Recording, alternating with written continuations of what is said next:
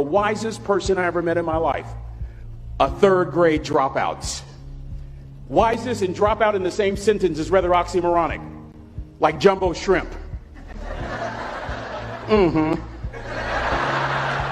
Like fun run, ain't nothing fun about it. Like Microsoft Works, y'all don't hear me. I used to say like country music, but I've lived in Texas so long, I love country music now. I hunt, I fish, I have cowboy boots and cowboy. Y'all, I'm a black neck redneck. Do you hear what I'm saying to you? No longer oxymoronic for me to say country music. And it's not oxymoronic for me to say third grade and dropout.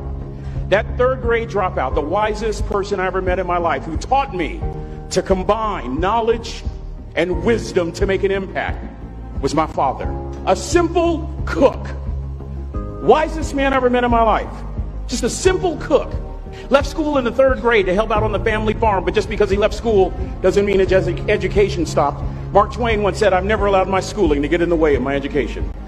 My father taught himself how to read, taught himself how to write, decided in the midst of Jim Crowism, as America was breathing the last gasp of the Civil War, my father decided he was going to stand and be a man. Not a black man, not a brown man, not a white man, but a man. He literally challenged himself to be the best that he could all the days of his life. I have 4 degrees.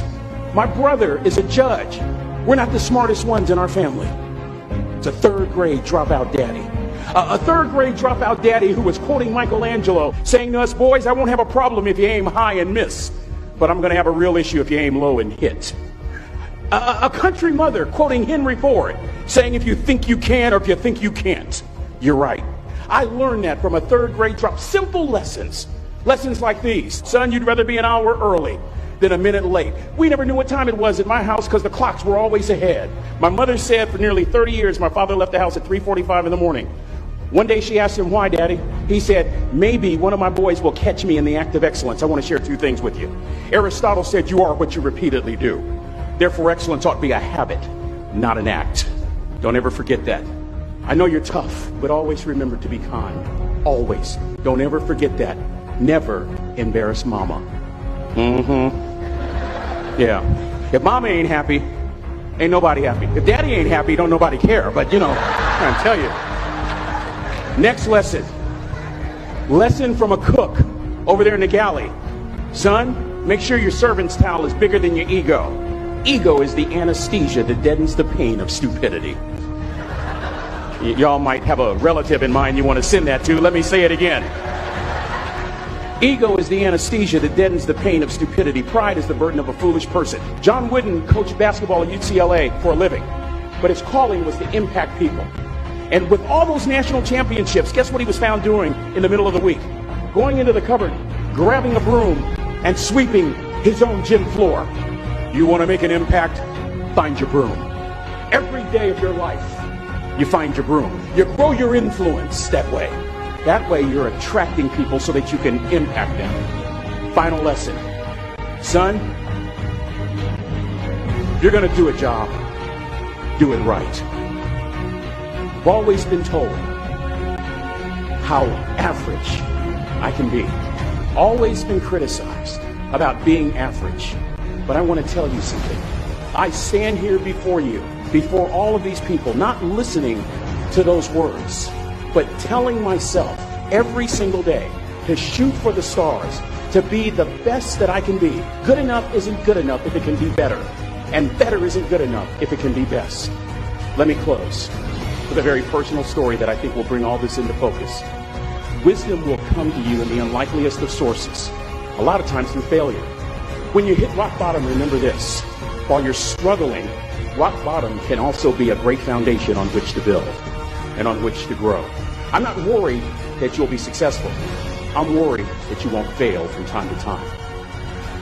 Person that gets up off the canvas and keeps growing, that's the person that will continue to grow their influence.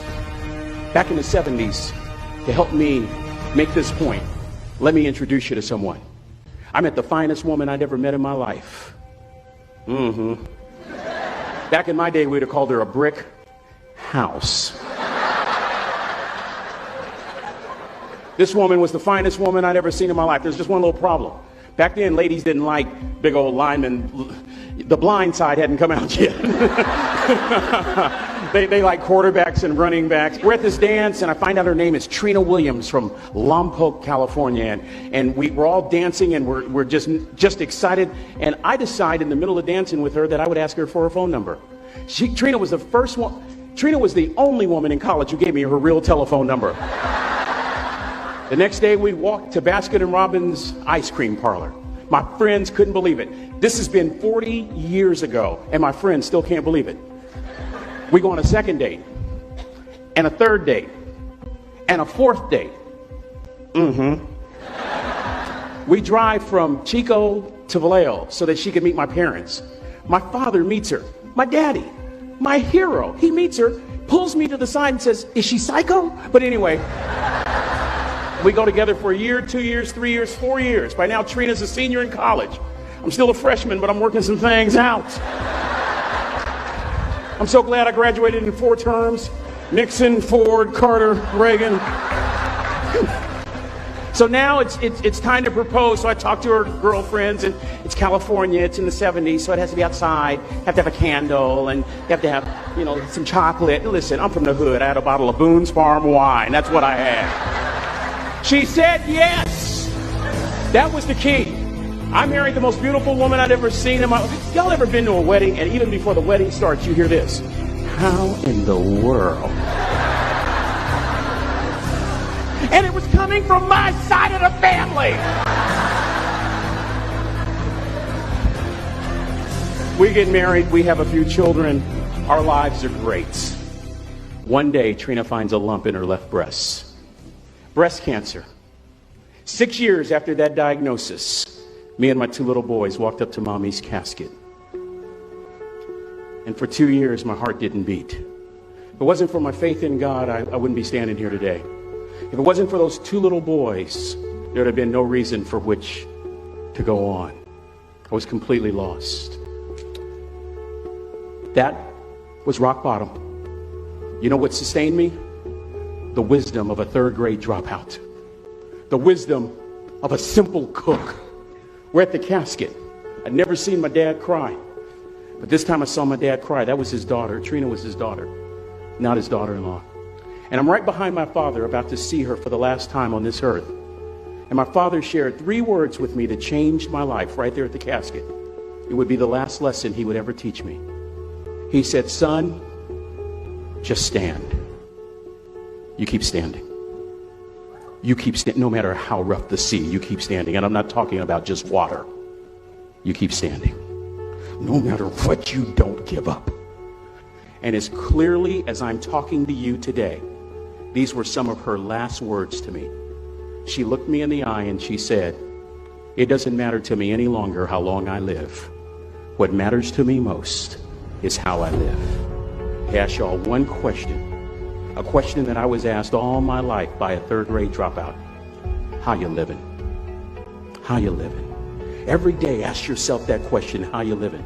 Here's what a cook would suggest you to live this way. That you would not judge, that you would show up early, that you'd be kind, that you'd make sure that that servant's towel is huge and used, that if you're going to do something, you do it the right way.